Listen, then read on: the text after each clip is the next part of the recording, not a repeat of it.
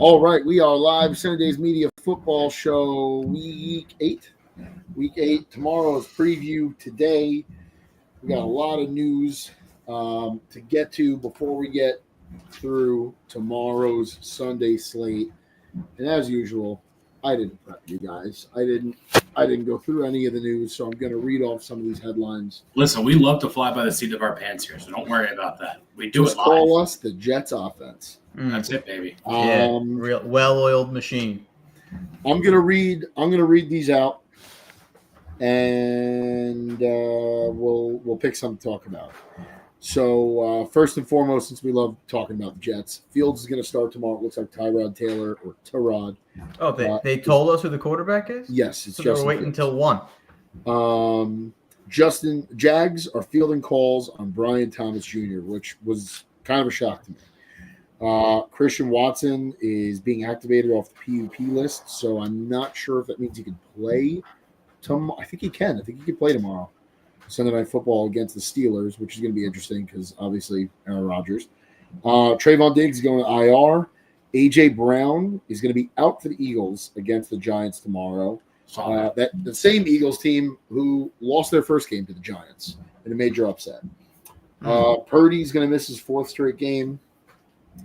Garrett Wilson and Sauce Gardner are not playing tomorrow, and they're listing them with injuries. But I had heard a different story, but I didn't verify it.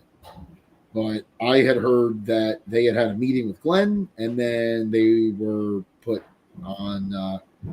They were put as questionable. They were limited participants. So I don't know. That's why I'm asking you two if you two heard anything. If you boys got scoops, this is news to me. Go in on this.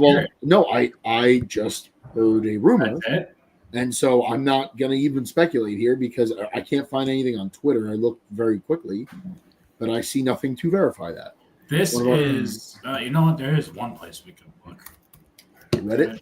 Yeah. And Lamar is going to be out tomorrow against the Bears. That I saw. Yeah, that was. NFL is launching an investigation on the Ravens because of that. Because I think this whole week Lamar was supposed to play, and now he's not. And I think the Ravens are tanking. I mean, if they were though, wouldn't they just put Lamar on IR? Why wouldn't you? That's the easiest way. Why would you say he's going to play or list him as questionable? And then I don't know. I think if they were going to tank, they would have thrown him on IR. So I don't know. Lamar out against the Bears. Let's start with that, Jerry. While you're doing some research here. That's going to be kind of crazy because the Bears have rattled off 4 straight wins by some small margins of victory, but they've won 4 straight games. Ben Johnson's riding pretty high right now. I think the whole city of Chicago is in on him. They're starting to come around to Caleb. They're forget the playoff conversation. They're not in the playoff spot. I think the Bears aren't in a playoff spot, really? No, but they're 4. Well, that's how good the NFC is. There's 6 5-win teams. I'm sorry. Yeah, there's 6 5-win teams, and the first place team is the Packers with 4 wins because they only have 1 loss and a tie. Lamar being out against the Bears is big here. If you're looking at the NFC, Ravens are still. This game's going to be in Baltimore. This game's favored by 2.5 to the Ravens. I think I would have made this game a pick'em. Yeah. I think now I have the sports book up. It is a pick'em now. It's 1.5. It's what sports book? Yeah. FanDuel. FanDuel. Okay.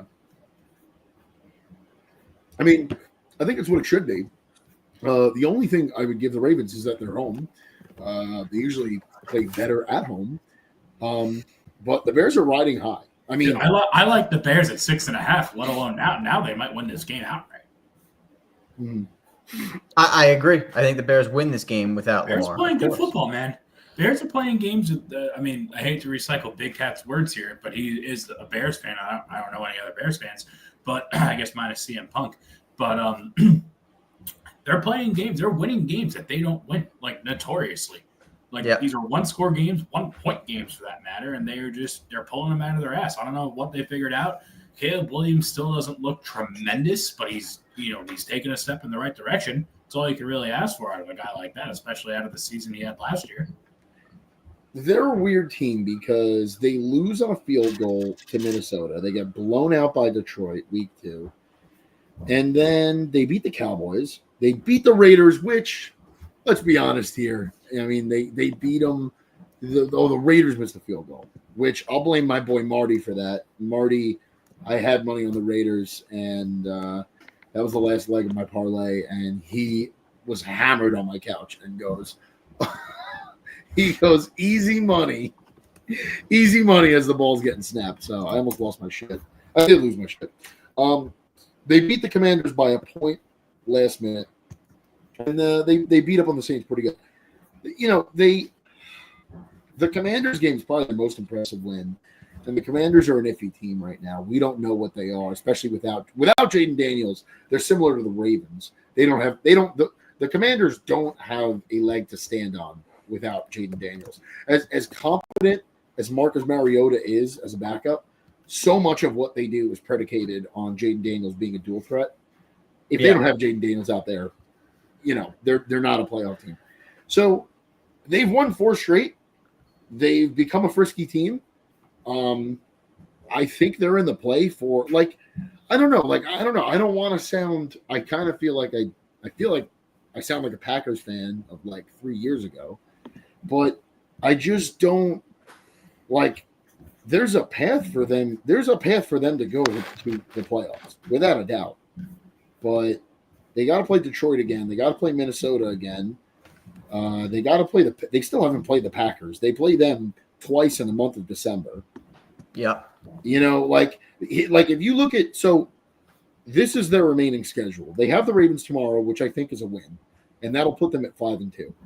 But then they're playing the Bengals, who the Bengals play the Jets tomorrow.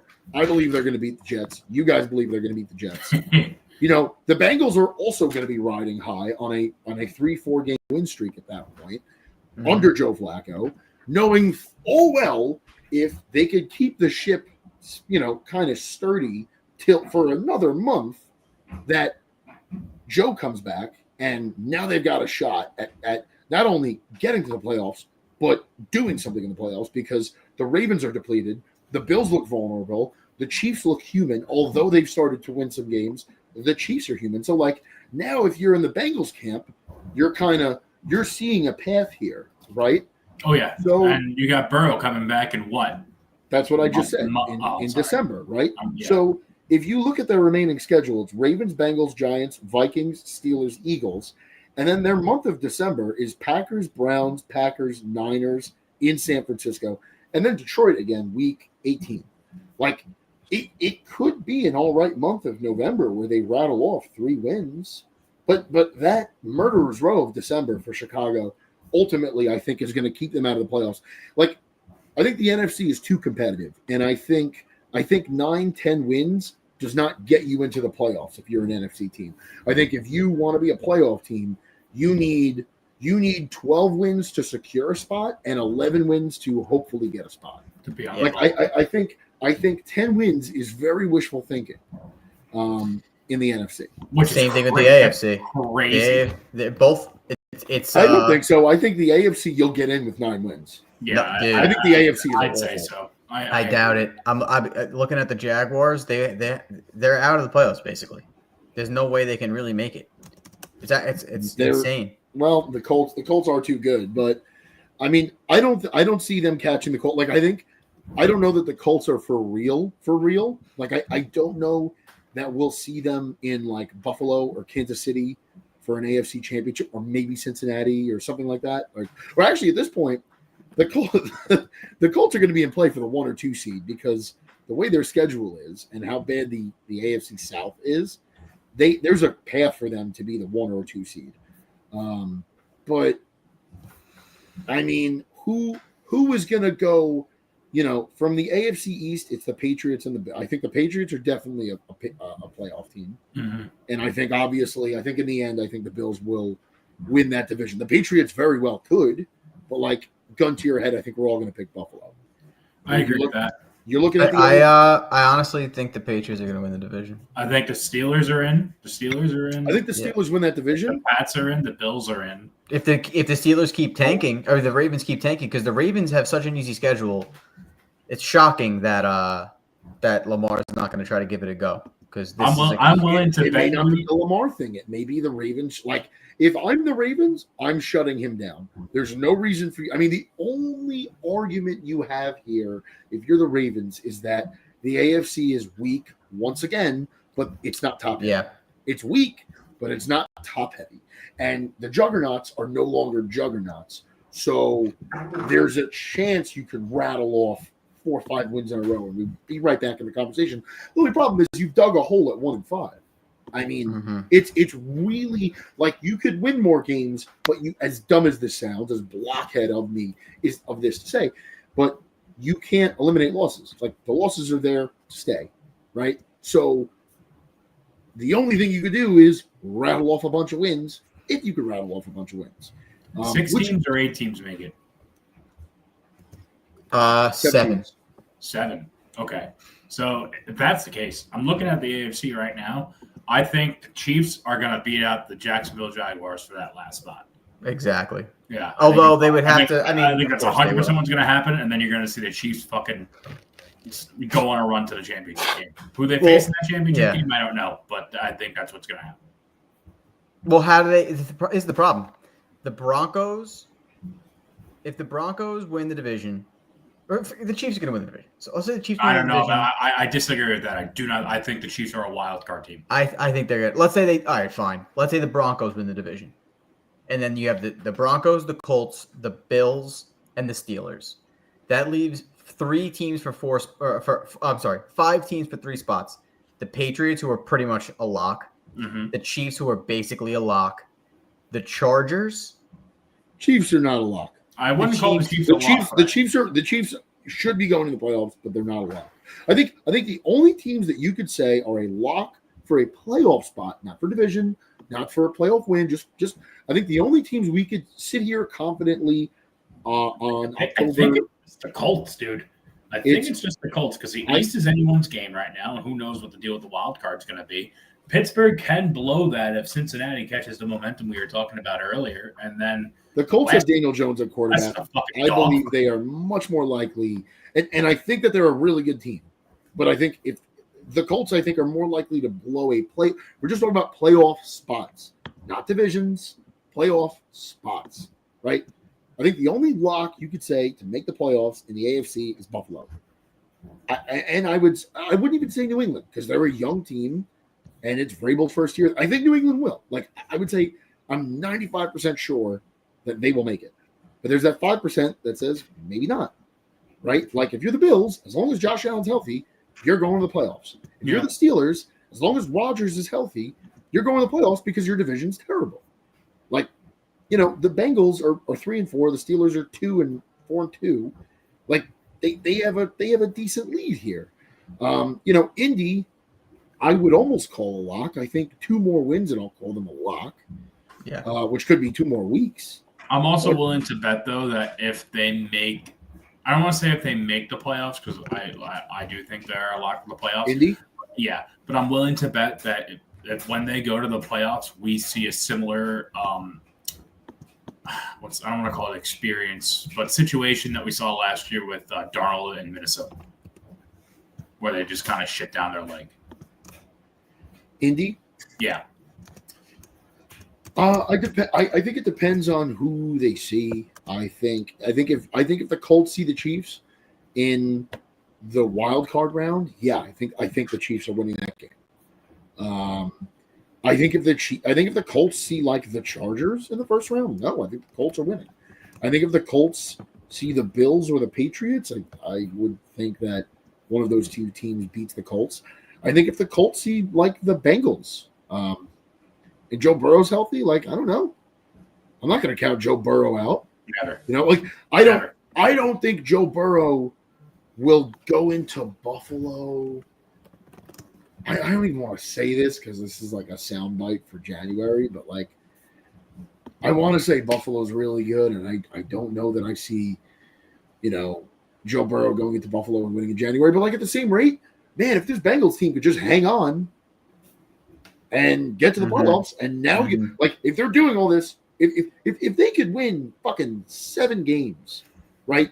So they won 2 with Burrow. If they could win 7 or 8 games with Joe Flacco, like, and rally around that guy, and then Joe Flacco, who is old, who no longer, like, if you're doing this just to get the Bengals to the playoffs, then I think you're kind of setting yourself up for something incredible, because Joe Flacco's old as shit.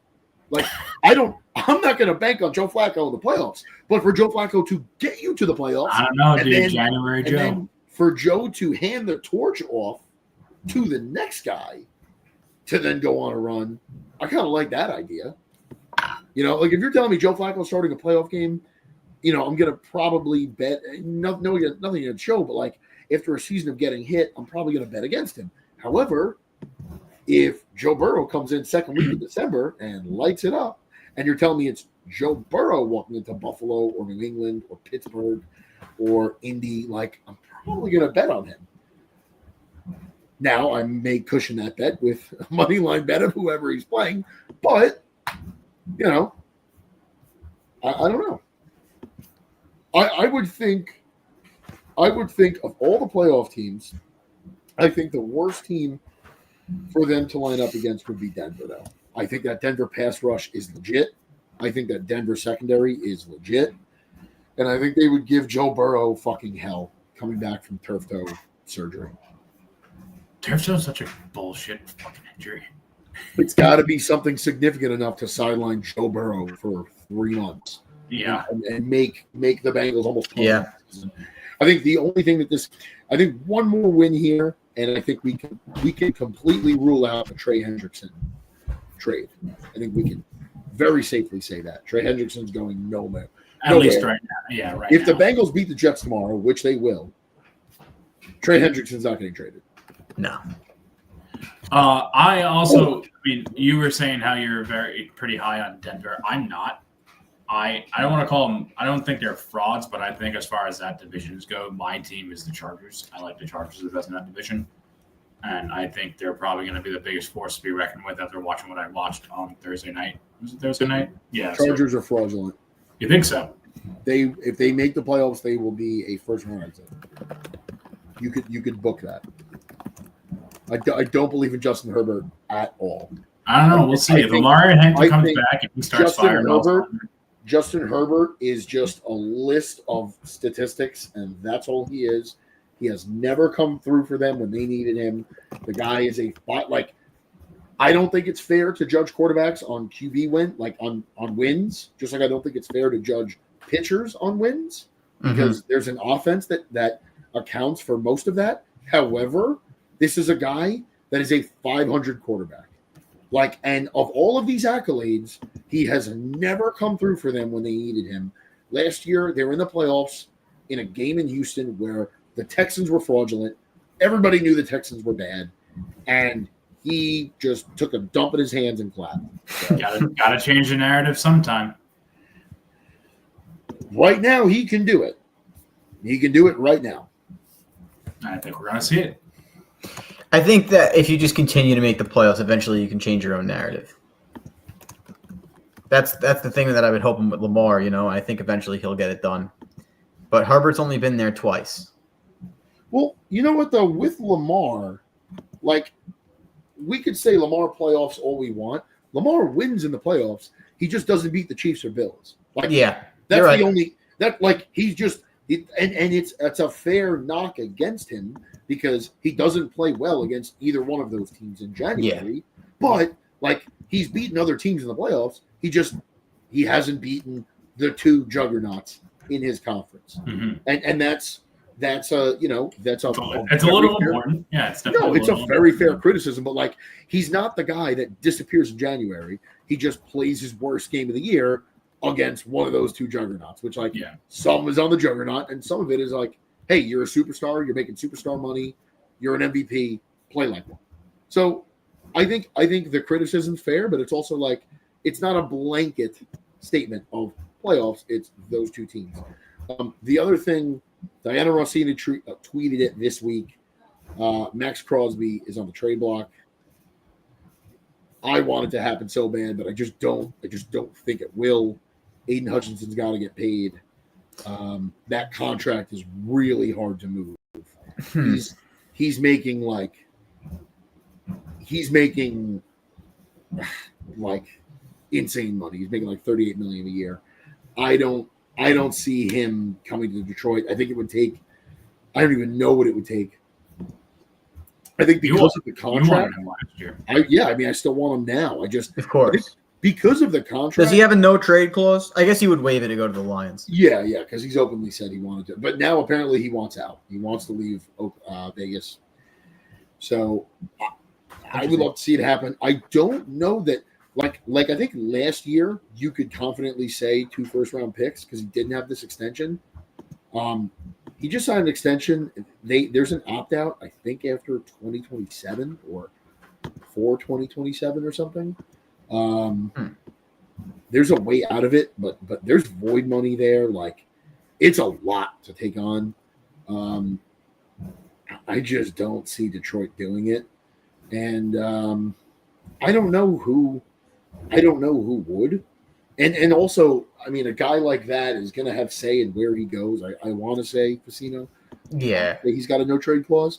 Like, I don't think. Yeah. If the Jaguars wanted to make a splash, like, he's not going there. I don't think. No, he might. I think he wants to go to a good team. Dude. No. I'm just saying to Jaguars. I don't think. No, but they've also got money tied up in the D line. Like, I don't know that they're going to tie up money in him and Josh Allen. No, well, they would have to get rid of Trayvon, or they'd have to trade Josh Allen after the season. Right. I don't think it makes sense for them. I think it makes sense for the Bills, and I think it makes sense for the Lions. Honestly, you know who it makes the most sense for? It makes sense for the Patriots. They have a world of money. They're still well under the cap. They're under the cap for next year. They're not paying Drake May anything. They're not really paying Stephon Diggs much, and I think he's got an opt-out after this year. But I believe he's on a 1-year prove it, right? He might be on a multi-year, but there's an opt-out. Like, he could leave after this. There's a player option, something like that. So I don't know, but one of those playoff teams makes sense. I mean, as dumb as this sounds, where also kind of makes sense for him? Where? Dallas. Yep. No, honestly, that's not dumb at all. Kind of makes a lot of sense because they got out of paying Micah to get a better version of Micah. That would make, and now they have an extra first-round pick to trade. Like, kind of makes sense. I mean, I'm not positive in this, but I'm pretty sure Jerry wants to hold on to those picks in hopes that it turns into exactly what Emmitt Smith and Troy and all, because the writing was on the wall. That was kind of just like a replica of what they had set up in the early '90s. So I think that's what he's trying to do again. But who knows? Yeah, I love getting rid of Micah for them.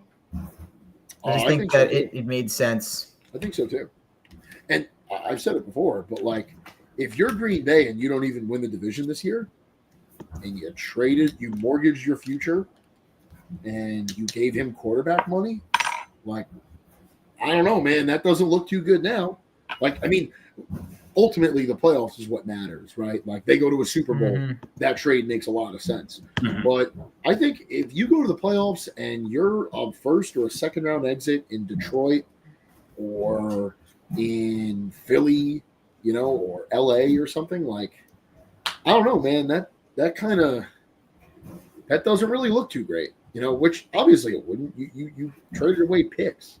But at the end of the day too, like, kudos to that front office who never takes chances in bringing in someone, and they paid him immediately.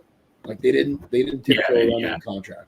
Like, I think right now it was a really good contract. It was a really good trade on both ends. I think the Cowboys are not winning anything, and I think the Packers were genuinely a pass rush away from really taking this division. So good for them. And at this point, it's on Micah. Like, it's on Micah to not disappear for 3 quarters. It's on Micah to start playing the run. It's on Micah to be not just the best player on that defense, the best player on the field every single time they play, because that's the money you got. Like, quarterbacks get paid because there's not a lot of people that could do what they do. Yeah. It is extremely difficult to throw a ball 30 yards down the field in a tight window and not throw it to the other team. If you're a pass rusher getting quarterback money, you need to be God's gift to this green earth. And if you are not the reincarnation of Reggie White or Lawrence Taylor, that is all you'll ever be known for. I mean, we look back at the Khalil Mack deal, and like, not that was a terrible deal. He was an excellent pass rusher, like the best for maybe 2 seasons, but they didn't win anything with him. They did make the playoffs, though. They made the playoffs and they lost by a field goal, but like, he was another guy that disappeared in the run game, and he's just kind of that guy that played on the Bears for a few years and was good. You know, he didn't, like, I don't think he had a Julius Peppers type career. He didn't. I think when he's up for the Hall of Fame. No, well, I mean, but these are the types of people we're talking about. You know, Julius Peppers, Reggie White, Lawrence Taylor. Like, you get that kind of money, you're supposed to leave that type of impact. I think when Khalil Mack is up for a Hall of Fame bid, I think there's gonna be an argument for him, but there's like also gonna be, like, it's gonna be tough because he's the guy that was like a 3-time All-Pro. In 2 years, he had it in like 2 different positions. He might be one of those guys that gets in no matter what he does for the rest of his career. Yeah, it is. I mean, the NFL Hall of Fame is kind of weird the way they induct guys, because they don't really care. Like baseball, you got to have 3,000 hits, you know, or you got to be a 500 home runs. Yeah, like with NFL, it's like, oh, the guy was really good for 3 years. Everybody gets hurt in this league. Like, we'll let him in. What game you guys want to start with for tomorrow? 27 minutes in, I've been rambling. I apologize to the audience, and I apologize to you guys. So what do you guys want to start with? How about Niners Texans? Just because I'm kind of torn on that. Have at it. So this was gonna be. I've introduced a new betting strategy. It seems to be working after I got cleaned out a couple weeks ago, and I'm just taking. Listen, you got to change things up sometimes. You got to move forward to move backwards. One game at a time. No frills, no thrills. Whatever the line and odds may be. And you're just picking, because there's enough boosts out there where you can get your money's worth. So you just pick a game, you pick a winner, money line. That's it. If you like the spread, you can take the spread, no problem. Whatever. Still boost to get your money's worth. It worked for all the primetime games. It worked one game in each window last Sunday. I went 3 for 3, and then I didn't hit on Monday because FanDuel was down, and then I hit on Thursday with the Chargers. Now I'm looking at this game, and I understand why the Niners are 2.5-point dogs to the Texans, but correct me if I'm wrong here. The Texans are dog shit. They don't have any weapons right now, and I understand that the Niners are also hurt pretty bad. But Mac Jones has been kind of figuring it out and making it work somehow, some way. I don't know if Pearsall's playing. I believe he's still down. But then you got McCaffrey, who's playing McCaffrey football, and he's just making a difference out there. I think he's a top 7 receiver in the league as a running back, and he's doing fine on the ground. But he's been really, really a big time asset in the pass game.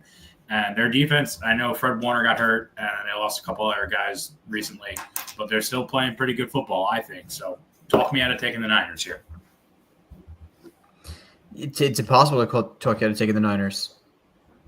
Right. It's just impossible because they just, no matter who's on their fucking team, they just continue to win. It's amazing. It doesn't matter, which is incredible. That's just good coaching right there. It's a good system with good coaching. That's all it is. Kyle Shanahan is a guy that, like, when we talk about the best coaches in the NFL, we bring up Andy Reid, we bring up Dan Campbell, we argue about the asshole in Philly. What the fuck is his name? Sirianni. We talk about the Harbaugh brothers. I feel like no one brings up Kyle Shanahan. Not that no one does, but it's like I just forget about him sometimes. Mm-hmm. And this is a guy that has been to, 3 Super Bowls since he's been in that position. And he's been there. I think he's been there with Jimmy Garoppolo. He's been there with Brock Purdy. Like, Brock fucking – like – and man, is it a gross overpay. Like, well, I do not think they needed to pay Brock Purdy. I really would have liked to have seen the Niners take a step back this year, trade away, or just not re-sign Purdy, get that compensatory pick, and rebuild. Or maybe sign Sam Darnold. Maybe that would have been a good idea. I could see that. I think that would have been so much better for them because I think Brock Purdy is just like QB purgatory. But it truly doesn't matter. And I don't think Mac Jones has played well. Like, he's played better than he did in New England. Yeah. Okay. That's a pretty low bar to set. And he didn't look good in Jacksonville either last year. So I'm just going to attribute this to Kyle Shanahan. I think he is probably the best coach in football. Like, right. But also, like, the thing is, when I started on the show before, Shanahan wanted Mac Jones in that draft that they took. What's his name? Trey whatever. Trey Lance. Trey Lance, yeah. And then forgot the GM, or owner or whatever, they stepped in and said, no, we're taking Trey Lance over Mac Jones. Mac Jones was supposed to be Shanahan's guy. Now he's got his hands on him, and now he's showing everybody what he's able to do. So I don't disagree with you in the sense that, yeah, this is all attributed to Kyle Shanahan, but also this is what he wanted. And we're getting to see his dream lived out in real time. So I think that's cool, and I think it's working. So it's working well enough. I don't think it's a dream because Mac Jones is not lighting the world on fire. He's turning the ball over. He doesn't look great. I think that this is more just how great a coach Kyle Shanahan is. Jerry, to take a quote from you once again, making chicken salad out of chicken shit. Always. Like, he's doing this without Debo. Like, he's just, and he's kind of getting rid of that. And I think, Facino, you had brought it up on the show the first year we did the show in 23. His record without Debo was like horrific. And now he's winning without Debo. I mean, I think that Kyle Shanahan just doesn't get enough credit for what he's done. And like, maybe he's got a little Belichick in him where he knows how to coach quarterbacks, but he doesn't know how to pick quarterbacks. Because like, this guy fought for Garoppolo, wanted Jones, now paid Purdy. Like, he's like that chick that you grew up with that like was really smart and really hot and got a really good job and like does everything right, and then she's dating a dude that sells coke at a dive bar. Like, that's what Kyle Shanahan is. He hitches his wagon to these like shady, not so great quarterbacks, and he does everything else right. And then he makes that quarterback look, because we all know if Brock Purdy was in New York on either team, if he was in Arizona, if he was in probably anywhere else other than like Denver, he wouldn't look good. But Brock Purdy actually looks competent on Sunday. And it's like, not a knock on Brock Purdy, but he was Mr. Irrelevant for a fucking reason. Yeah. Like, there's not an enormous amount of talent, right? Like, you could say what you want about Trevor Lawrence. You could say what you want about Jared Goff. I could talk my shit about Caleb Williams. There is a world of talent in all three of those guys. It's just a matter of how you harness it, what you do. Like, I don't think Brock Purdy is this uber talented NFL quarterback.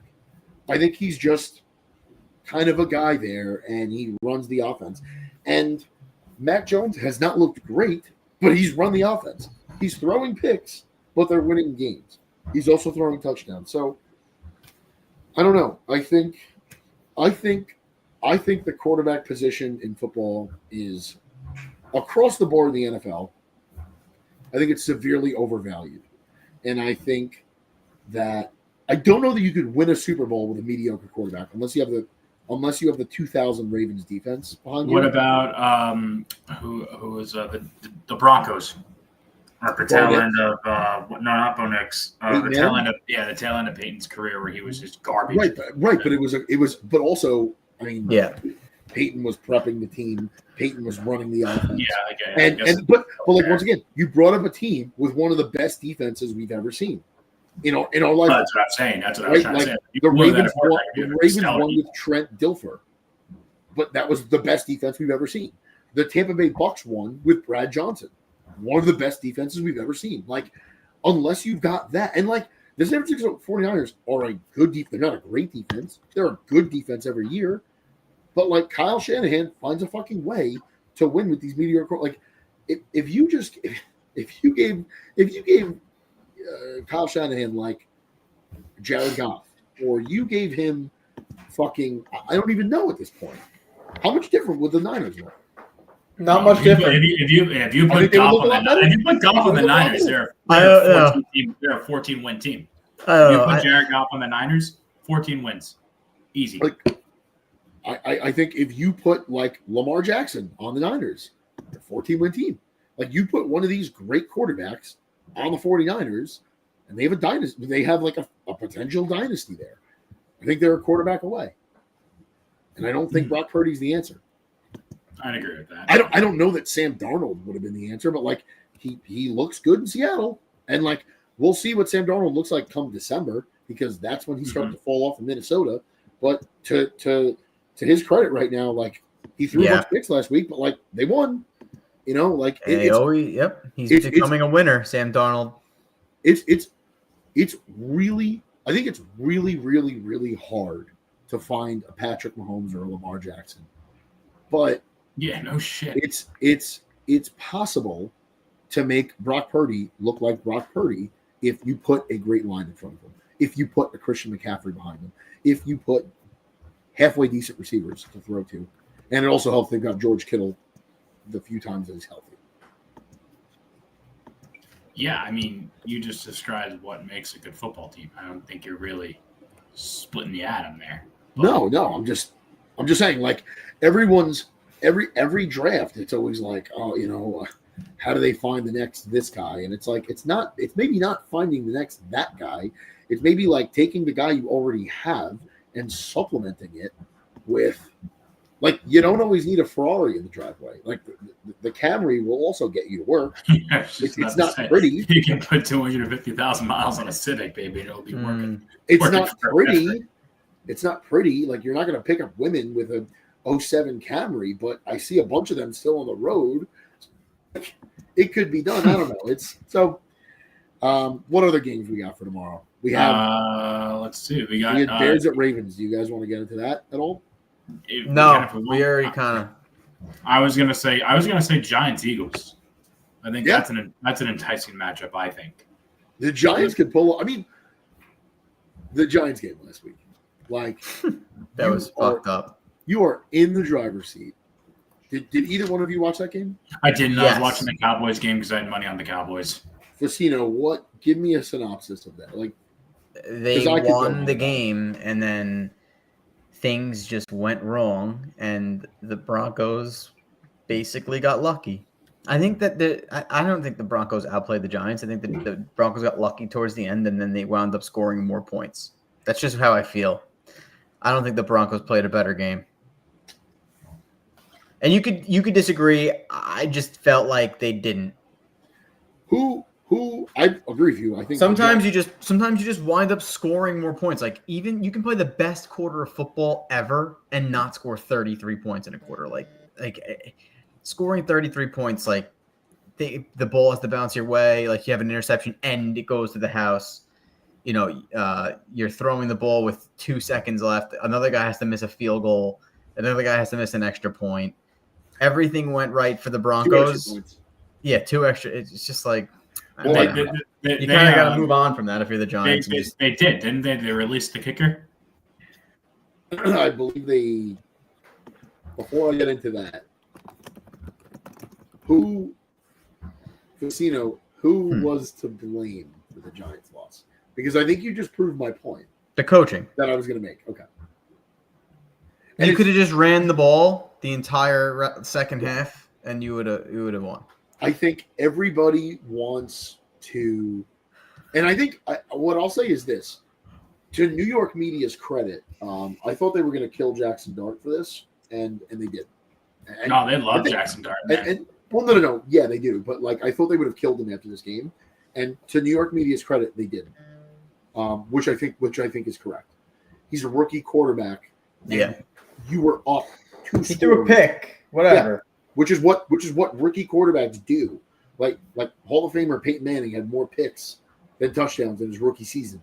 That's going to happen. I think all of the blame, and like people want to blame the OC. It's not even the OC. It's the head coach. It's the offensive-minded head coach that you hired that was a supposed quarterback whisperer who, by the way, the guy you cut is now killing it in Indianapolis, albeit with a really good team. You put the game in a rookie's hands when you didn't have to. You were up 2 scores with like 4 and change left in that game. You 33, I want to say, it wasn't 33 unanswered points, but it was 33 fourth quarter points. That's disgusting. That's disgusting. I don't care if you rolled out a Long Island varsity football defense out there. You still couldn't give up 33 points in a fucking quarter. Yeah. All the Giants could have kneeled for every fucking offensive play and ran out the clock and won that game. Like that third down that you made Jackson Dart throw it. Like that is where, as a head coach, you forget the OC, the head coach, you're talking to the QB. Hey, you shouldn't even be throwing it. But if you're the head coach, you are telling him, hey, if no one's open, take a dive, drop to the ground, let him sack you. This clock needs to run. If you can get the first down, great. We can end the game. If you don't get the first down, there's no alley for you to run in. Drop to the fucking ground, and we will punt. But like that pick, it wasn't a pick six, but it was damn close. Yeah. You set up the Denver offense to score again. And it's like every time I want to say, oh, you know what, Brian Daboll, like this guy's a good coach. No, he's not. Yeah, I don't because he think cannot control a game. The man cannot control a game, and I believe in consistency for a quarterback, but I just don't. I don't think Brian Daboll's the guy. And I honestly, I think if I was John Mara, I think I would have fired him after that game. Like you clearly can't be trusted. You can't be trusted because if you could not see that all we had to do was sit on the ball for the next 4 minutes, like even if the crazy part about that is that Jackson Dart throws that pick. And I think Denver was still down after they scored. Yeah. It was 24-8, then 24-15 after that, or whatever it was. 24. No. I think it was 24-16. It was 26-16 after that pick. So when they scored, they still did not have enough to win that game. Like you still could have sat on the ball, and you didn't. And it's just, I don't know, man. And I guess I get at that point why they didn't, because you're only up by 2. And your kicker didn't help you by missing 2 extra points. Like, we could be mad at the kicker, but it's still on the head coach. And it's things like that. I can't defend that. I can't keep you in my organization. No. Nope. I just don't think you could ship him now. I think They have a little bit of momentum here. They're not going to be a playoff. I guess maybe if you do ship him, you have a better chance at a better draft. I think the greatest part of history is that you can learn something from history, right? We can all learn something by looking back at history. And like I was the youngest of 3, so I was able to watch my other 2 siblings who grew up to be doctors, and I grew up to be a construction worker. But I was able to watch some of their mistakes and not make those same mistakes, right?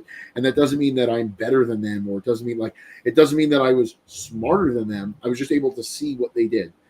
And I think if you're the New York Giants, you take a page out of the Miami Dolphins mistakes book, which is a very large book, and you see what the Miami Dolphins did, right? They fired Joe Philbin, and they could have promoted a coordinator, but instead they promoted Dan Campbell, a young and up and coming coach who probably wasn't ready to be a head coach. Let's all be honest. But that was a guy that showed promise. Went, I believe, 5-7 as the interim head coach with not a lot of talent in Miami, and they let him go out the door. And that was a guy that probably could have learned on the job in Miami, where there was no pressure to win, and they'd probably be in a better situation today had they held on to him.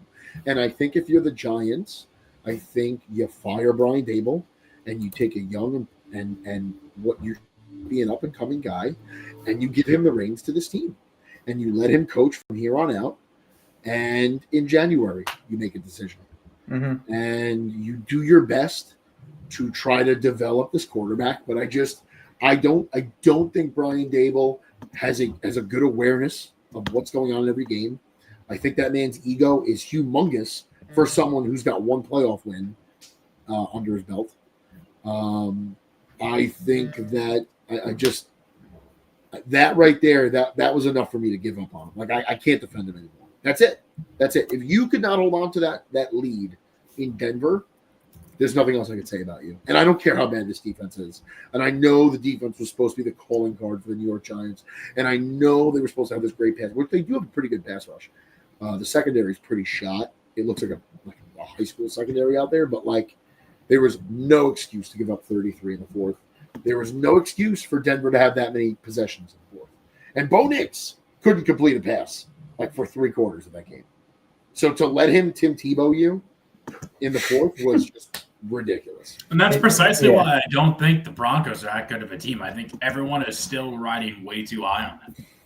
How can you watch a game like that and see them get extremely lucky and then tell me he's better than Justin Herbert, minus all the numbers you threw in my face before? You know what I'm saying? Like, I get it. Numbers are numbers. History is history. But I don't know, dude.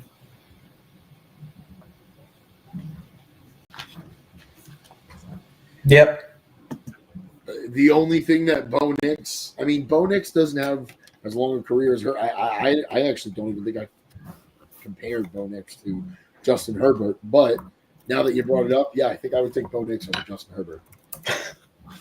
I don't know about that, but I don't think he's a more talented quarterback. Like I think he's worse. I think he's worse than Justin Herbert. But I think people want to play with Bo Nix. I think Bo Nix is a fucking winner. He's a guy that throws his body all over the field. Like I don't think Bo Nix will have a longer career. I don't think Bo Nix is more talented. I don't think he has a better arm. But like Bo Nix seems to be a guy that people want to be around. He seems to be a guy that people want to play with.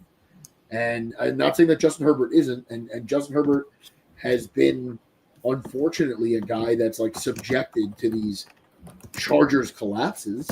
But like he has a hand in it too. He touches the ball every fucking play. yep. And like, you know what the difference is with those two guys? Is you know what? When the Broncos needed Bo Nix the most, he came through. And he threw for touchdowns. And he ran like a madman with that ball. And like, you know, say what you want about Tebow in all those years. Like, when did Tebow light up the field? In the fourth quarter. Yeah. And you need to still play in those first 3 quarters, but like, I don't know, man. Like Bo Nix, when the lights come on, Bo Nix plays. And you know, he's got Sean Payton, who is a quarterback whisperer in his own right, but like I think Jim Harbaugh is a pretty damn good coach. Jim Harbaugh is really fucking good. And you know, I don't know, Justin Herbert, he puts up numbers.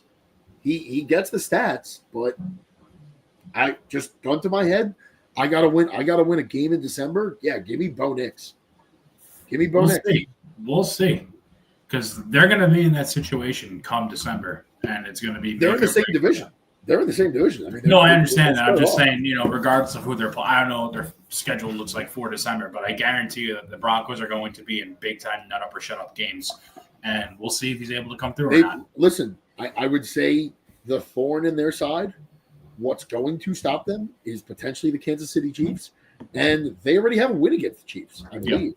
Right? Yep. And I think so do the Chargers. Chargers do. The Chargers beat them week 1.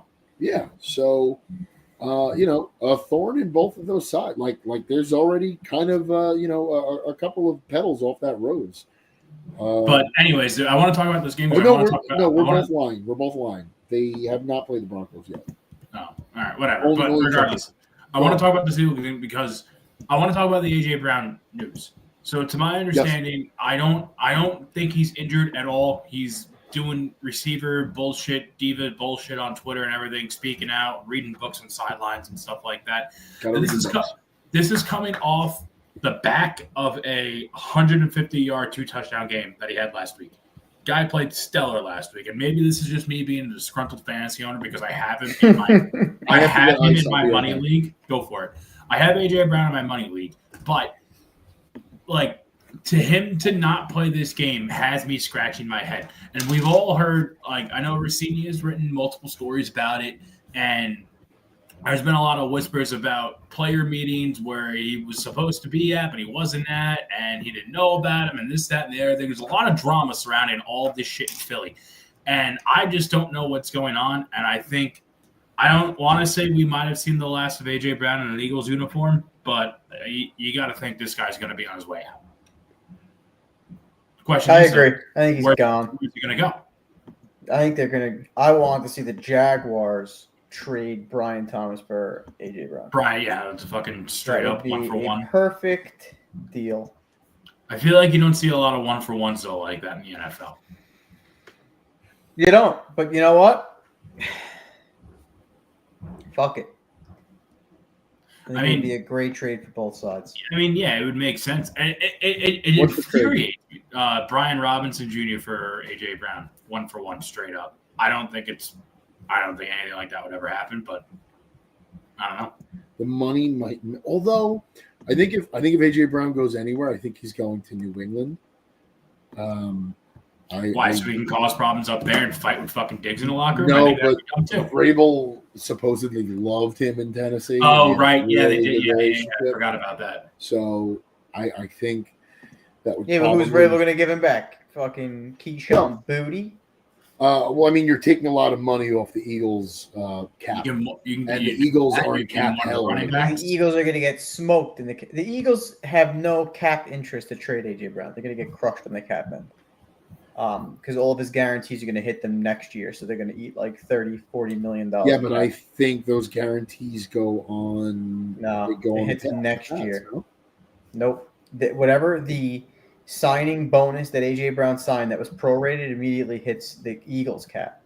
So, and then vice versa for whoever they acquire. But it doesn't hit this year because the rest of the contract will acquire. Well, the other team will acquire. So all the base incentive, essentially, They kicked Whoever trades all for of that A.J. contract Brown- down the road. huh? They kicked that whole contract down the road. It's So, like $40-something million No, they would it's eat next way year. Which more they could than that. they could do it. They can. I believe so. I would love to get a cap expert on, but so he's got dead cap. I'll tell you exactly what. But no, he doesn't. So if you He's look at only- his cap, if you look at his cap hit, if you look at his signing prorated bonus, it's $7 million. that Then he has option bonuses. None of that'll hit. okay. And then he has. That's what I was looking at. He's yeah. got 4 years of option bonuses going into 2033. For That would relatively hit. That would significant. hit the. But none of it's dead cap.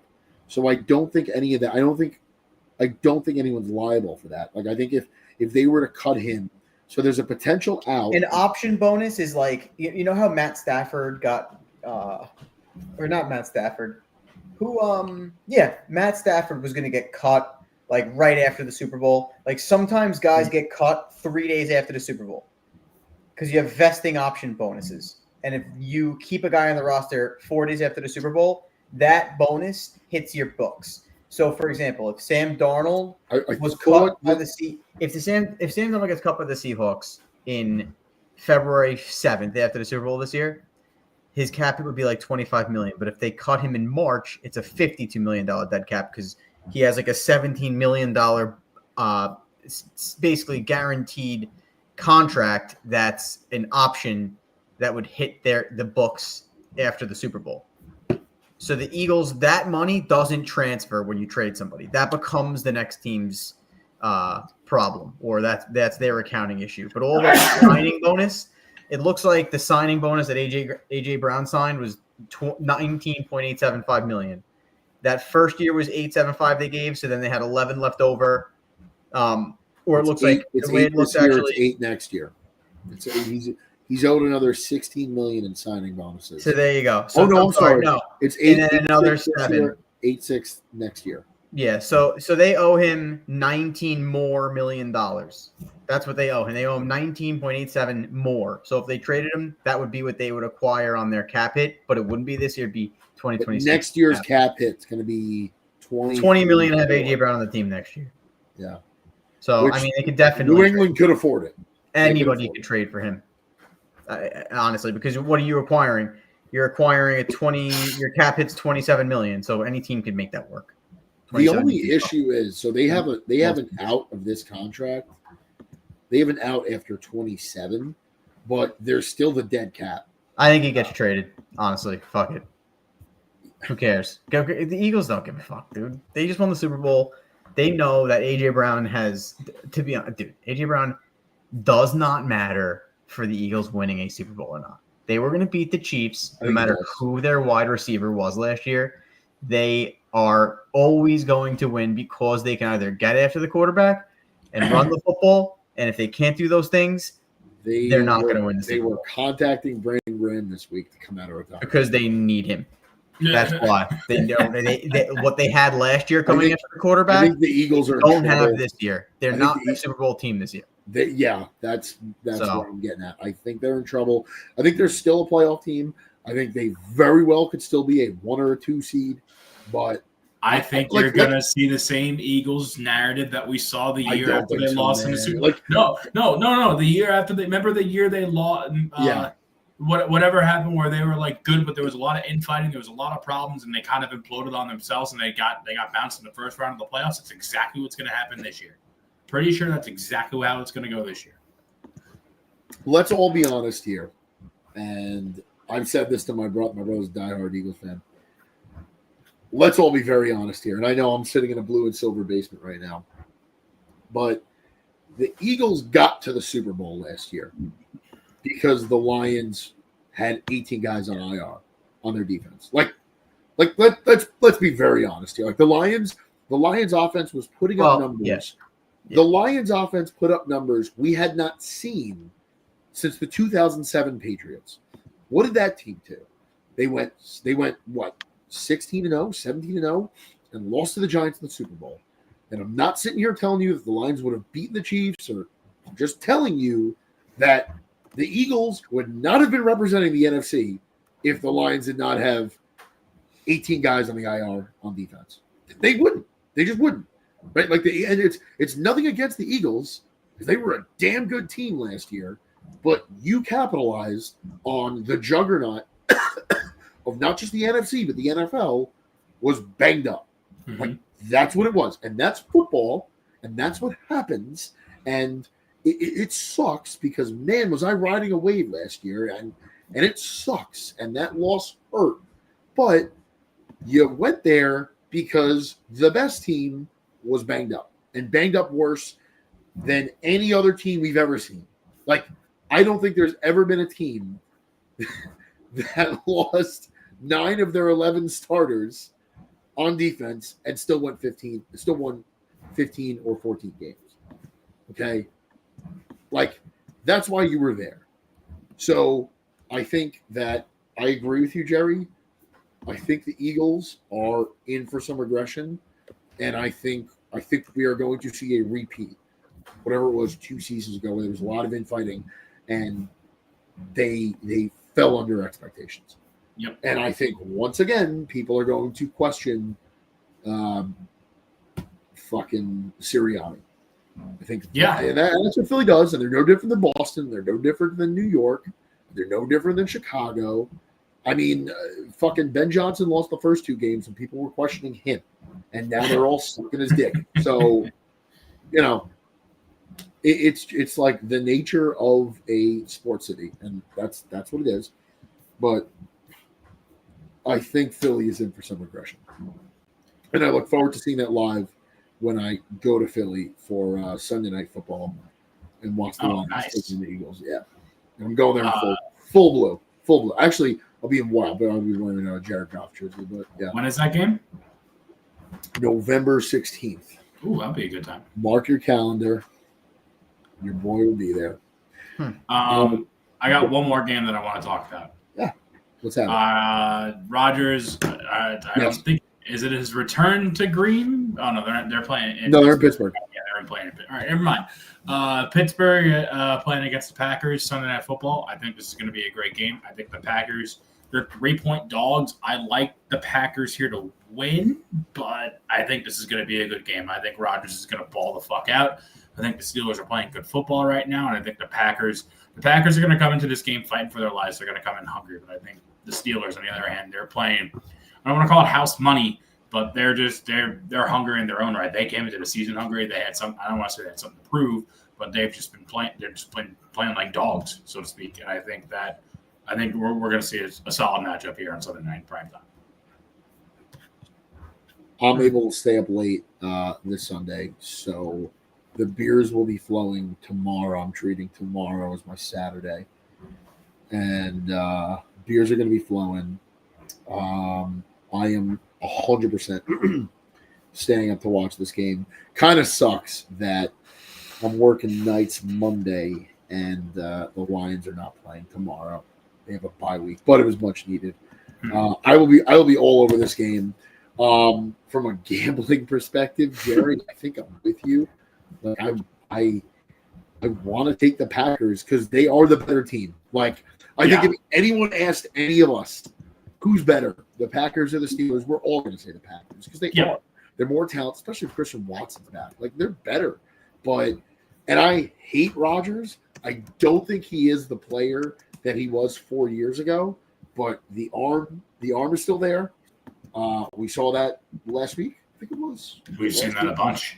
Yeah, he can't has throw on the run, but in the pocket he can still throw.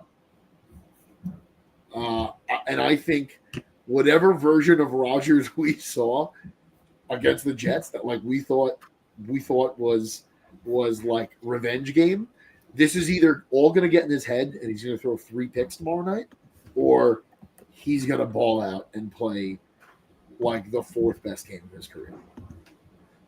14 touchdowns, 1,270 yards. He's having a good season so far, man.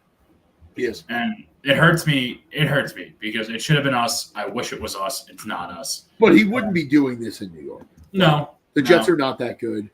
Aaron Glenn is not the coach that Mike Tomlin is. And the Jets do not have the defense that the Steelers have. Like that Steelers defense is TJ Watt. It's Joey Porter Jr.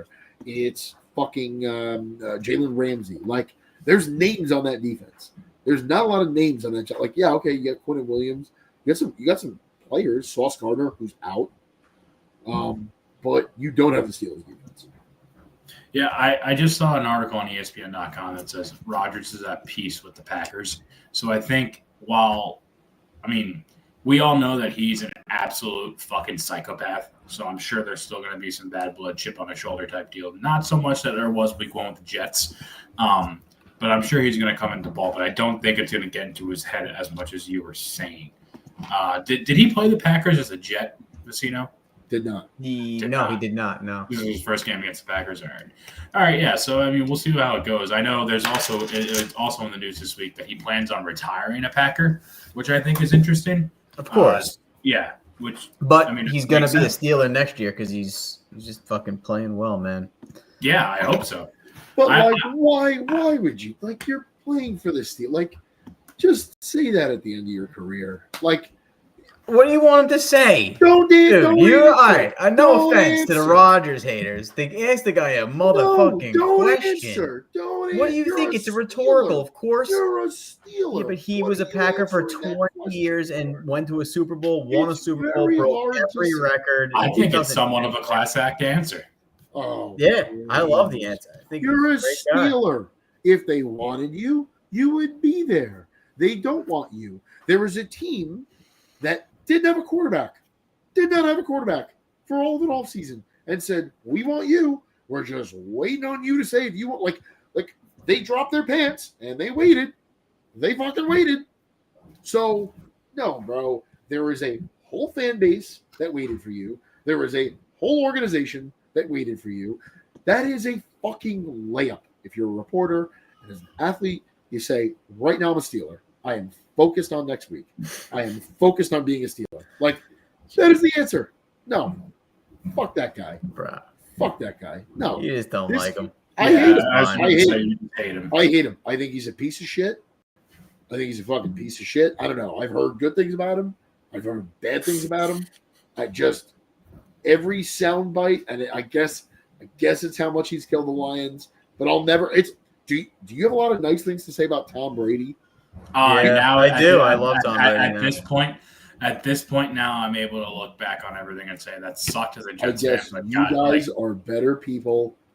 Aaron Rodgers is a sack of shit. I fucking hate him. no, dude, it's the Anchorman quote. It's Fair like, I hate you, Ron Burgundy, but God damn it, do I respect you? That's it. That's all you have to say. But it doesn't seem like you respect him, which I do not understand. I respect Jared Allen. I Wow. respect Julius Peppers. I respect Brian Urlacher.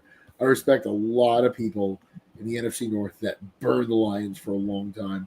I respect what Rodgers has done, and I respect that he is probably a top 5 quarterback of all time. Like, I'm not taking any of that away from him.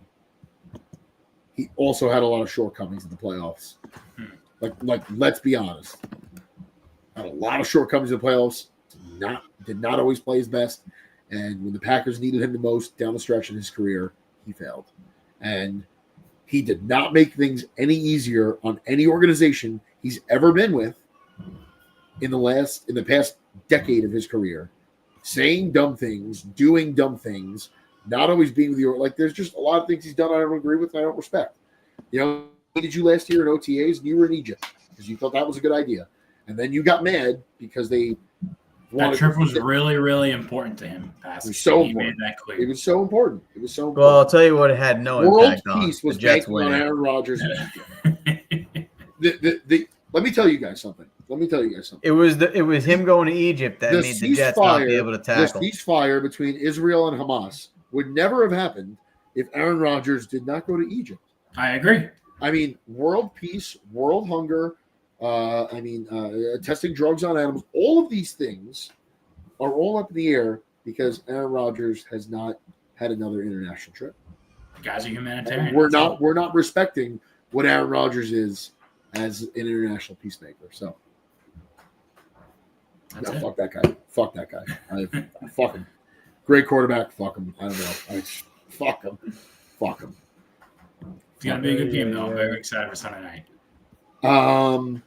Cowboys Broncos is going to be a good game in the 425 Yes, it is. window. Yes, it is. Titans Colts will not be. Colts are 14.5-point favorites. When was the last time? You probably have to go back to maybe Andrew Luck. If not Andrew Luck, I guess Peyton Manning. When was the last time the Colts were 14.5 favorites against somebody else? That's insane. That's fucking insane. I think in the 1 o'clock window, I guess I'll have Giants Eagles. Probably have Giants Eagles on the main TV. I don't even know if I don't have a Jets fan here tomorrow. I don't know that I'm the designated TV. Dude, don't waste your time. They have nobody. I just read Josh Reynolds isn't playing either.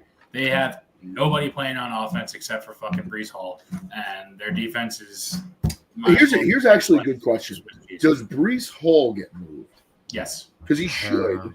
Because he's on an expiring deal. Yep. And I You feel can like get a good return for him too. I don't know. Good. I think you get a 4th-round pick for him. I think you can get a little better than that. I don't think so. He hasn't done much this year. He's a running back. He's on. I think a 4th-round pick is probably what you're getting for him. But if you're the Jets, you need all the draft picks you can. I think a 4th-round pick would be welcomed. Although, if you're the Jets, it actually may be in your best interest to not trade him, because if you don't, he signs somewhere else, you get a compensatory pick, which, depending on the money, Facino, correct me if I'm wrong, might be like a 3rd-round pick. For Brees Hall? Yeah. But what's the compensatory there? Probably a 3rd if somebody signs him to more than $10 million a year. So, but the problem is that the Jets have a ton of cap space and they're going to spend it. So they'll probably spend the money that they – in order to get a comp pick, you have to not spend the money that you saved on the guy. So that's why these bad teams never fucking get their comp picks, because not only do they lose guys, and obviously you're not going to get big contracts if you're coming from a shitty team, but then they got to go sign guys. So it's hard. It's hard for them. Browns, Patriots, man. Patriots got a golden opportunity here to be 6-2. And when is their bye week? Did they already have? They haven't had it yet. Yeah, they have a week 14 bye week.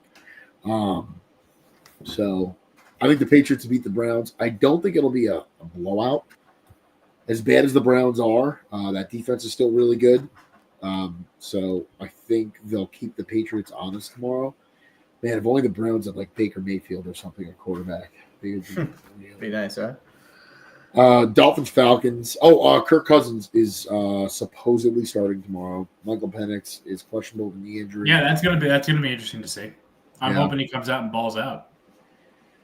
I mean, you know what? As much as we'd like to like push a Kirk Cousins to somewhere narrative. Oh, boys, I gotta run. Yes, sir. I'm 15 minutes late, and I just heard the baby crying, and now I gotta definitely go. Yeah, Casino. We'll see you later. Hey, at least the Jaguars don't have to play football tomorrow. That's a nice thing. Go. I will have to watch the Jets, dude. Jerry, I might start drinking. I might drink. Do it. Just start getting hammered for the Jet game because it's not going to be easy. Come over tomorrow. Are you able to sneak out of the house tomorrow? I might be able to actually. Be able to get out for a few hours here. All right, yeah, come over. But I'll text you. All right, boys. We'll see you later. Yeah. As much as I'd love to talk about a potential Kirk Cousins trade, I just don't really see a world because that money is going to make it very difficult. Dude, that contract is just so absurd. Like, what were they thinking? And then to come out and then to draft Penix. Yeah, exactly. To draft Penix, what, 2-3 weeks after that contract got signed? It was like immediately after, if I remember correctly, which is crazy. And I mean, how he's old? He's not old. He's what, mid-30s, give or take, right? Like, he's definitely man's made his money. He's played his time. It wouldn't be the worst idea for him to go off into the sunset, but also like. A lot of teams look at Flacco, dude. A lot of teams out there need a quarterback, and Kirk is I think Kirk would be a prime candidate to go to a lot of places. I just don't really see a world where he's traded because of that contract. Can they cut him? What if they cut him? If they cut him, they owe him the money. I'll look at a potential cut here. They pay him out, and then he just goes off that. I don't see a world where it's Oh,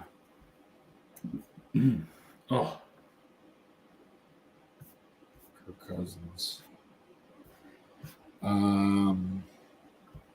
Yeah, it's a 4-year, $180 million contract.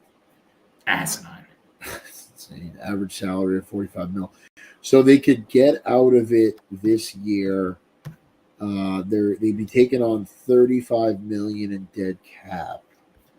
And there's still $12 million. Yeah, so he's probably cut after this year. And then I don't know, like I guess they could trade him. Yeah, I guess they could trade him because but now I don't know if the next team, I want to say that the next team takes on that dead cap. I think. If they trade him. I shouldn't even speculate because I don't know. I would love to get someone who knows the cap on for a week and just ask them a million questions. Oh, you're my cap expert. So no, I mean honestly, Casino's the cap guy.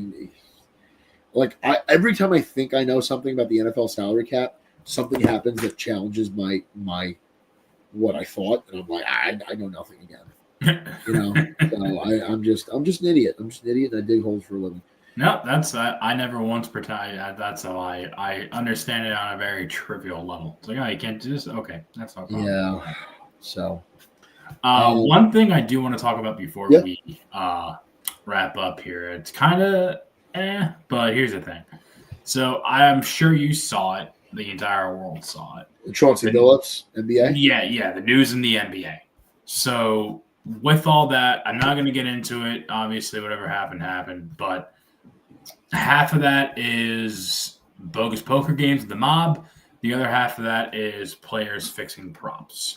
And there's been a lot of speculation on the internet about how this spills into other sports and how, I've stood on my soapbox a couple different times where I said you can't have it both ways. But I think you're wrong. I'm going to let you finish.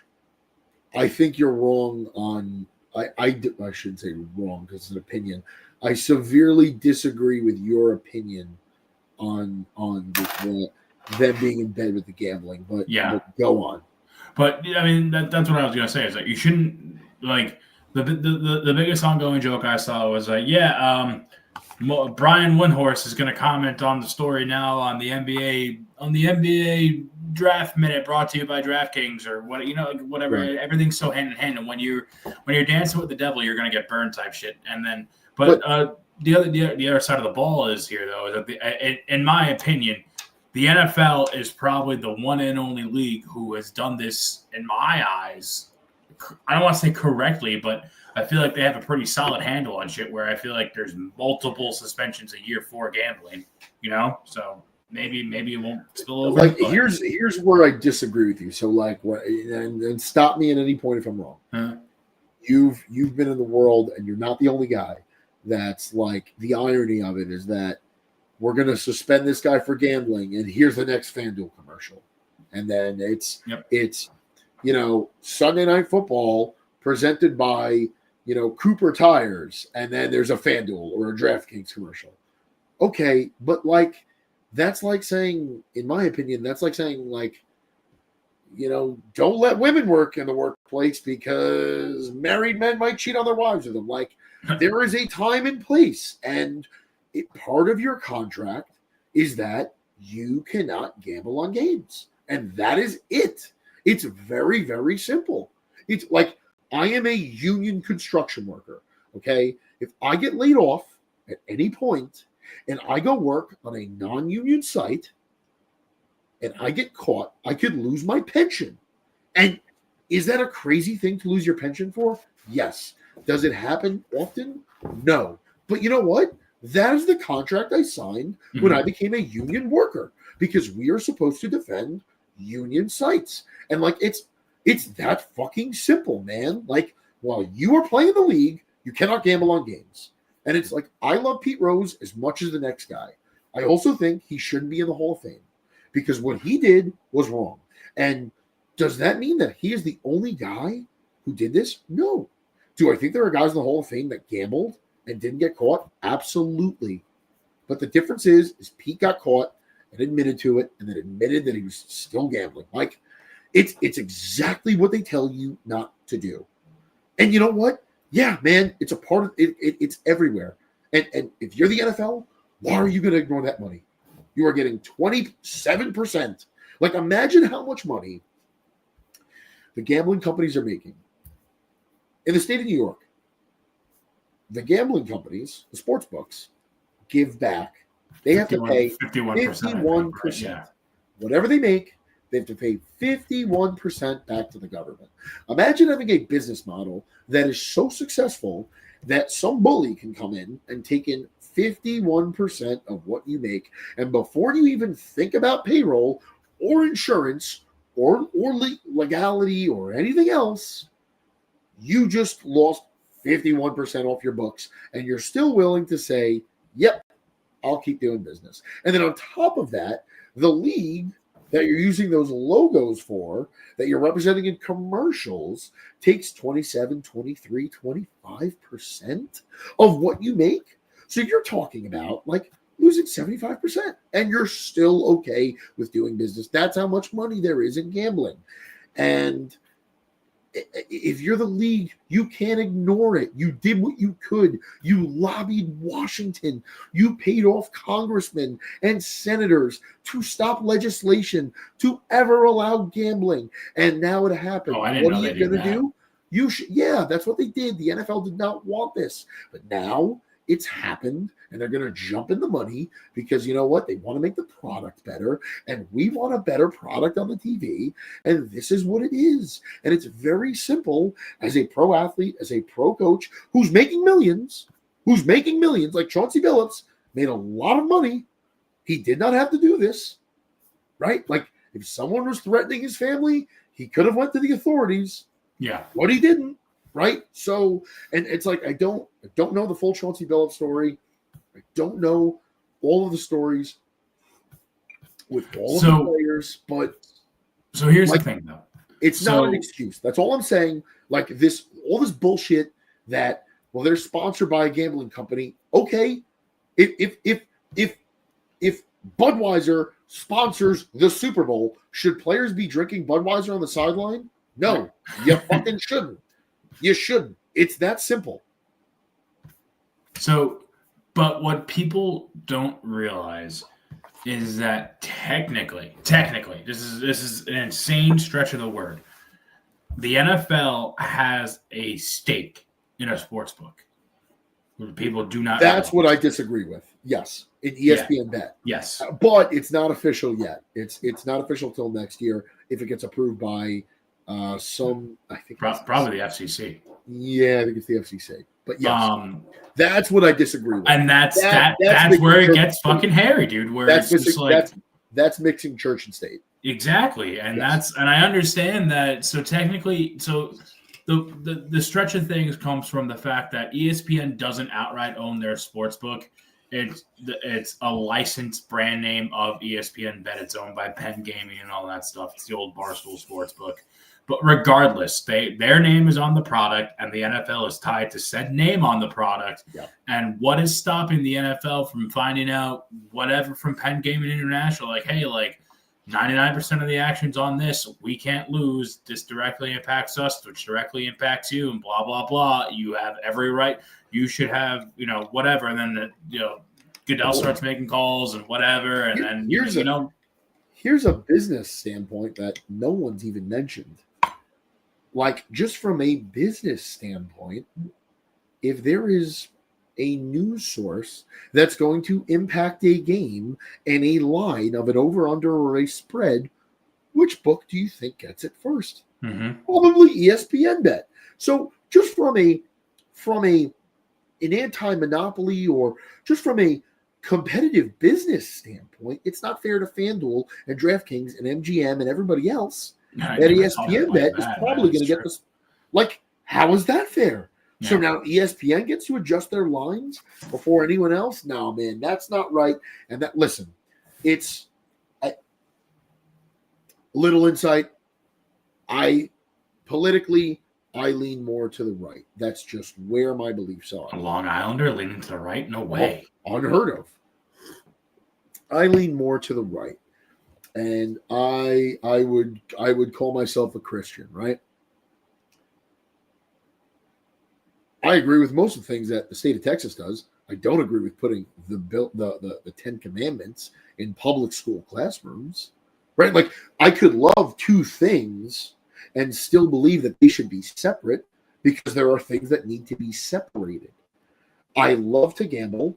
I love the NFL. I don't think either one. I believe that one could sponsor the other, and I think that's okay. I think it's okay if I own a liquor store and I want to sponsor the Little League. Mm-hmm. I think that's okay. I think that's quite fair.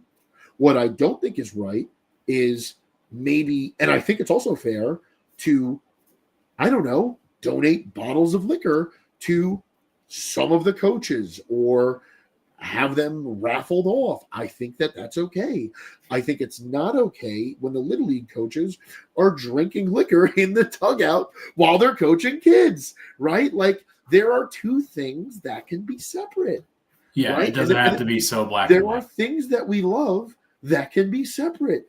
And I have no problem with the NFL being sponsored by DraftKings and FanDuel and MGM Grand and Caesars and Barry Sanders doing commercial. All of that is okay. Because if you're a fucking adult, right, because that's what they are told you cannot gamble. You can't gamble on your games. You can't gamble on NFL games because you hold an advantage. Fair. Any trainer, anybody that's in that building cannot gamble on games. Fair. Now, is it fair to have some of these analysts on ESPN who probably text players? Is it fair that they give out picks and stuff online? Probably not. But whatever. That's a separate discussion. Yeah. That's the state of sports media these days. That's just what it is. Players, I feel no sympathy for a player that gets booked for gambling. You're an asshole. You should never be allowed to play again. You're an asshole. you know that this is like the cardinal sin. You cannot do it. You cannot do it, right? But do I think it's a problem that the NFL is in bed with these companies? No, because it was inevitable. And what are you're going to let money go out the window? No, you're not, because you're a business and you have to generate money, and you have shareholders, and those shareholders are called team owners, and they want to see revenue go up. So yes, you have to be in bed with these companies. Like, as much as we can all bitch about it, you have to be in bed with them. Once it's legalized, that's it. And let's all be honest here. Like, the reason that this was demonized and it wasn't legal for so long is because it was run by the mafia, the same people who, right. And these guys, for better or for worse, were demonized, and they were. And meanwhile, these guys, hate to break it to you, kind of set up the life that we all live in today here in America, and a lot of things that we have were dictated by those guys, for better or for worse. I mean, there'd be no lottery if it wasn't for the mob. There'd be no unions. There would not be labor unions. Like, Jerry, you're a fireman. You're probably represented by a local, and that local would not exist if it weren't for the mob, right? I work in a union. We wouldn't have them without the mob. Nope. The NFL, the MLB, the NBA, they wouldn't be what they are if the mob was never around. So, that's just what it is. And it, like you said, you're in bed with the devil. You dance with the devil. There's good and there's bad. Presidents that we love do bad things and they do good things, and it's no one is pure. Like, there's very few pure people or pure enterprise in this world, and gambling is just another example of it. Yeah, no, totally agree. Simple as that. So, but that is something that severely concerns me, and it is the ESPN bet. I think if the NFL, if and when the NFL, and I don't think the NFL, and it goes to show you how desperate ESPN is, and I think they're in a really bad spot. They paid $2.3 billion for their NBA package, and I think the NBA just lost a ton of credibility. Yeah. I mean, regular season ratings were down going into this year. I mean, we're an NFL podcast. We're not an NBA podcast, but I'm going to talk about it. Regular season ratings were in the shitter. Postseason ratings were up from last year, but regular season ratings have been down. They severely overpaid for their NBA package. I believe they got 2/3 or 1/3 of the NBA season. I think that's what it was. 1/3 of the NBA season. Yeah, it's split 3 ways between them, Amazon Prime, and NBC. Yeah. And NBC already looks like they're going to blow them out of the water. It's bad. And that's why ESPN just gave up on Sunday Night Baseball, and now somebody else is going to take over. And I think ESPN is so desperate that they gave the NFL, I believe, whatever it was, 10 or 20% or whatever their revenue is. I mean, the money from the parks, I mean, the Disney parks is what's funding ESPN right now, and a bunch of other things. But ESPN is one of them. ESPN's been losing money for over a decade now. They have not really turned a genuine profit. They've misallocated funds. I mean, everything that they've pumped into the WNBA and the NBA, it hasn't panned out. It hasn't panned out because nobody gives a shit about the WNBA, and at this point, no one cares about the NBA regular season. At this point, not like other sports. So, ESPN's in trouble, and I think we may. I'm not going to say we're seeing the end of ESPN. But I think ESPN is going to look very different in 5 years. I think it's going to look really different. If it's still around, dude. It will be, because someone rich will come and buy it. Like, no one's going to let it. Like, somebody will come and buy it. Yeah, right? Disney will offload it. I wouldn't be surprised if the minute Disney offloads that it gets better. I mean, as an ex-media guy, I'm not the biggest fan of Disney. Like, if it were Fox, if it was someone, I mean, somebody with money, Jeff Bezos, right? Like maybe Jeff Bezos if ESPN were up for sale, I could see a guy like Jeff Bezos saying, "Fuck Amazon Prime.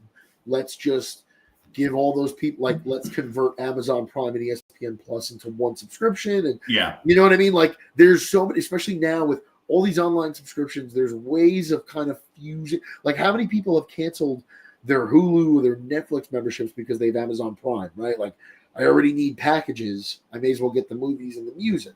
Yeah. So, okay, I don't need Spotify because so Amazon is just finding their ways into all these, AWS, Amazon Web Service. Like, they've these big conglomerates kind of get into multiple different businesses. So I just think whatever the version is of ESPN that we see today, I think will be different in 5 years.